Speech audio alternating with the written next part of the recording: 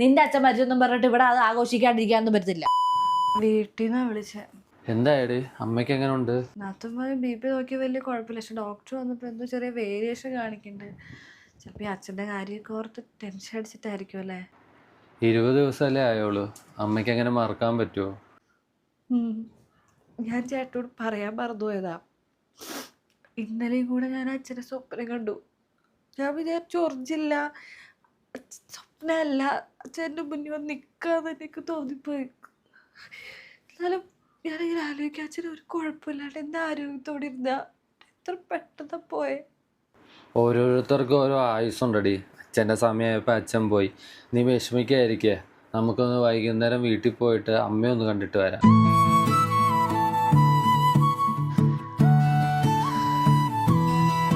ഇപ്പോഴേ പാറ് വിളിച്ചോളൂ. അവള് പറയാ സ്കൂൾ അടച്ചു എന്ന്. എത്ര പെട്ടെന്നല്ലേ ഈ പ്രാവശ്യം ക്ലാസ് അടച്ചത്. ഞാൻ ഇന്നാള് ക്രിസ്മസ് വെക്കേഷൻ കഴിഞ്ഞോട്ട് എനിക്ക് തോന്നണത്. അവിടെ അപ്പവും ആളും കിടന്ന് തിരക്ക് പിടിക്കാന്ന്, പിള്ളേർ അമ്മമ്മ വീട്ടിൽ പോയി നിൽക്കണം എന്ന് പറഞ്ഞേ. ഞാൻ പറഞ്ഞു വിഷുവിന് ഇങ്ങോട്ട് വാ, സ്കൂൾ അടച്ചേക്കും അല്ലേ, എൻ്റെ മോക്കാണെങ്കിൽ ഇവിടെ വന്ന് നിൽക്കാൻ പറ്റണത് സ്കൂൾ അടച്ചേക്കുമ്പോഴല്ലേ. അപ്പം ഞാൻ പറഞ്ഞു കുറച്ച് ദിവസം വന്ന് കഴിഞ്ഞിട്ട് പോയാൽ മതി, ഇങ്ങോട്ട് വരാൻ പറഞ്ഞു ഞാൻ. എന്നിട്ട് ചേച്ചി എന്താ പറഞ്ഞ, വരുമോ? പിന്നെ അല്ലാണ്ട് വരാമെന്ന് പറഞ്ഞു. പിന്നെ ഈ പ്രാവശ്യത്തെ വിഷു ഇവിടെ ആക്കാമെന്ന് വിചാരിച്ചു. സാധനങ്ങളൊക്കെ നേരത്തെ മേടിക്കണോട്ടെ മോളെ, അല്ലാണ്ട് നമ്മുടെ അവസാന നിമിഷത്തേക്ക് ആക്കിയാൽ ഒന്നും നടക്കില്ല. പിന്നെ പാറുവിനും മക്കൾക്ക് ഓരോ ജോഡി ഡ്രസ്സും മേടിക്കണം, എല്ലാവർക്കും തുണി എടുക്കണം. പിന്നെ ഞാൻ വിചാരിച്ചു എൻ്റെ അനിയത്തിയോടും പിള്ളേരോടും ഈ പ്രാവശ്യം ഇങ്ങോട്ട് വരാം. വിഷു ഇവിടെ ആക്കാം. കഴിഞ്ഞതിൻ്റെ മുമ്പത്തെ കൊല്ലം ഞങ്ങൾ അവിടെയായിരുന്നു. മോൾ അന്ന് കല്യാണം കഴിഞ്ഞ് വന്നിട്ടില്ല, അവിടെയായിരുന്നു വിഷു. വലിയ ആഘോഷമായിരുന്നു. എന്തായാലും ഈ പ്രാവശ്യം അതുപോലെ തന്നെ ആക്കണം, പടക്കമൊക്കെ പൊട്ടിച്ച് വലിയ ആഘോഷം ആക്കണം. അല്ലമ്മ, വിഷു ഈ പ്രാവശ്യം ആഘോഷിക്കണോ? ആഘോഷിക്കണമെന്നോ? അപ്പൊ വിഷു അപ്പൊ ആഘോഷിക്കാണ്ടിരിക്കുമോ ആരെങ്കിലും? നീ എന്നെ ഇങ്ങനെയൊക്കെ പറയുന്നത്? സലാലബോധമൊന്നും ഇല്ലേ? അമ്മ മനഃപൂർവ്വം അറിയാത്ത പോലെ അഭിനയിക്കുകയാണോ? എൻ്റെ അച്ഛൻ മരിച്ചിട്ട് 20 ദിവസമല്ലായുള്ളൂ അമ്മ. ഈ പ്രാവശ്യം നമുക്ക് വിഷു വേണോ? അച്ഛൻ മരിച്ച കാര്യം ഞാനതങ്ങ് മറന്നുപോയി. എൻ്റെ ഒരു ഓർമ്മയായി. ഈയിടെ ഒരു ഓർമ്മയില്ല മോളെ എനിക്ക്, ഞങ്ങൾ മറന്നുപോയി ഞാൻ. പിന്നെ മോടെ അച്ഛൻ മരിച്ചെന്ന് വിചാരിച്ചിട്ട് ഇവിടെ അങ്ങനെ ഇരിക്കേണ്ട ആവശ്യമുണ്ടോ? ഓണവും വിഷുവും ഒക്കെ വർഷത്തിലൊരിക്കൽ വരുന്നതല്ലേ. അപ്പോൾ നിൻ്റെ വീട്ടിലത് വേണ്ട, നിൻ്റെ വീട്ടിലിപ്പോൾ ആഘോഷിക്കേണ്ട, അവിടെ അച്ഛൻ മരിച്ചേക്കുമല്ലേ. ഇവിടത്തെ ആളല്ലല്ലോ, ഇവിടെ അങ്ങനെ നോക്കേണ്ട ആവശ്യമുണ്ടോ? അങ്ങനെയൊക്കെ ചെയ്യേണ്ടതുണ്ടോ? അമ്മ, കല്യാണം കഴിഞ്ഞ് ഞാൻ ഇങ്ങോട്ടേക്ക് വന്നെങ്കിലും എൻ്റെ അച്ഛനല്ലേ മരിച്ചേ. ഞാൻ കഴിഞ്ഞ കൊല്ലം എൻ്റെ അച്ഛൻ ജീവിച്ചിരുന്ന, ഇപ്രാവശ്യം അച്ഛനില്ല. ഞാൻ അതിൻ്റെ ഷോക്കൊന്നും എനിക്ക് മാറിയിട്ടില്ല. അതിന് പിന്നെ ഇവിടെ ഒരു ആഘോഷം എന്നൊക്കെ പറയുമ്പോൾ, നിന്റെ അച്ഛൻ മരിച്ചെന്ന് പറഞ്ഞിട്ട് ഇവിടുത്തെ ആഘോഷങ്ങൾ ഇല്ലാണ്ടാക്കേണ്ട ആവശ്യം എന്താണ്? ഇവിടെ ദുഃഖം ആചരിച്ചിരിക്കണോ?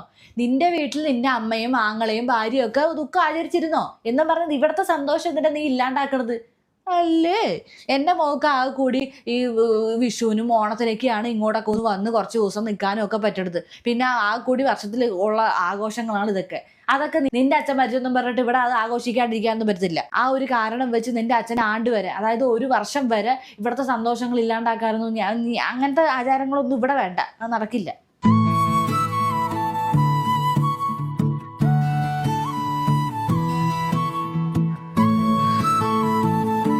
നിത്യ ആടി, ഞാൻ കയറുന്നില്ല. ഈ വഴി പോയപ്പോൾ നിന്നെ ഒന്ന് കാണാമെന്ന് വിചാരിച്ചു. അച്ഛൻ മരിച്ചപ്പോൾ ഞാൻ അവിടെ വന്നിരുന്നു കേട്ടോ. ഞാൻ കണ്ടില്ലാടി. ആരൊക്കെയോ വന്നു, ആരൊക്കെയോ ഒന്ന് സംസാരിച്ചു. പക്ഷെ എനിക്കൊന്നും ഓർമ്മയില്ല. ഞാനെന്തോ അങ്ങനത്തെ ഒരു മാനസികാവസ്ഥയിലായിപ്പോയി. എനിക്കറിയാടി, എൻ്റെ ഉപ്പ മരിച്ചപ്പോൾ ഞാനിത് കുറേ അനുഭവിച്ചതാണ്. നിൻ്റെ അമ്മ ഓക്കെ ആയോ? അമ്മ ശരിയായി വരുന്നേ ഉള്ളൂ. ഒന്നാമത് അച്ഛൻ പെട്ടെന്നുള്ളൊരു വേർപാടായിപ്പോയതുകൊണ്ടേ അമ്മയ്ക്ക് അതങ്ങോട്ട് ഉൾക്കൊള്ളാൻ ഒരു ബുദ്ധിമുട്ടുണ്ട്. മനുഷ്യനല്ലേ, മറക്കും, ശരിയാവും. ഓക്കെ ആവൂടി, ജീവിതം മുന്നോട്ട് കിടക്കല്ലേ. എന്നും ഇതൊന്നും ഓർത്ത് ആരും ഇരിക്കില്ല. പിന്നെ നിൻ്റെ അമ്മായിമ്മ എന്തേ? ഉണ്ട്. മരുമകളുടെ അച്ഛൻ മരിച്ചെന്ന് ചോദിച്ചിട്ട് ഇപ്പം അവർക്കിപ്പോൾ എന്താ അല്ലേ? അവർ വിഷു ആഘോഷിക്കണതിൻ്റെ തിരക്കിലാണ്. ഞാനേ അച്ഛൻ മരിച്ചിട്ട് ഇവിടെ എന്തോ ഒരു ബുദ്ധിമുട്ടിയാണ് നിൽക്കണമെന്നറിയോ. ഞാൻ ഭയങ്കര ഒരു വൃത്തിയായിട്ടൊരു മാനസികാവസ്ഥയിലാണ് ഞാൻ നിൽക്കണേ. പക്ഷെ എന്നോടൊരു മനസ്സാക്ഷിയിലാണ് ഈ വിഷു ആഘോഷിയുടെ കാര്യമൊക്കെ പറയണത്. അമ്മയുടെ അനിയത്തേനെയും മകളെയൊക്കെ വിളിച്ചു വരുത്തി വിഷു എങ്ങനെ എത്രയൊക്കെ ഗംഭീരമായിട്ട് ആഘോഷിക്കാമെന്ന് ചിന്തിച്ചുകൊണ്ടിരിക്കുക. എന്നിട്ട് അത് എന്നോട് തന്നെ ചർച്ച ചെയ്യാം. ഒരു ഇതുമില്ല. എത്രയൊക്കെയും അമ്മായിമ്മേനെ അമ്മയായിട്ട് കാണാൻ നോക്കിയല്ലേ, ഇവരുടെയൊക്കെ സ്വഭാവം കൊണ്ട് പറ്റില്ല. നിൻ്റെ അമ്മായിമ്മ ഇങ്ങനെ പറഞ്ഞല്ലേ ഉള്ളൂ. എൻ്റെ അമ്മായിമ്മ എന്ത് ചെയ്തെന്നറിയോ? എൻ്റെ ഉപ്പ വെച്ച സമയത്ത് അവിടെ അടക്കെല്ലാം കഴിഞ്ഞ് ഇവിടെ വീട്ടിൽ വന്ന് ബീഫ് കറി വെച്ചിട്ട് അയൽവക്കക്കാർക്ക് കൊടുത്തു.